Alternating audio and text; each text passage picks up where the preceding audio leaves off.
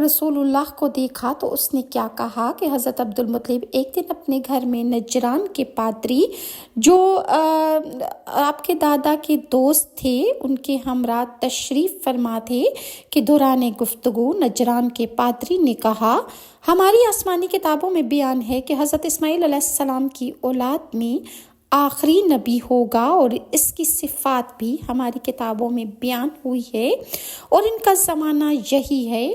ابھی وہ پادری یہ گفتگو کر ہی رہا تھا کہ اسی دوران رسول اللہ تشریف لے آئے۔ اس نے جب آپ کو غور سے دیکھا تو عبدالمطلب سے کہا، یہی وہ نبی ہے جس کا میں تم سے ذکر کر رہا تھا، اور ہماری کتابوں میں بھی اس نبی کا ذکر ہے۔ یہ کس کے بیٹے ہیں؟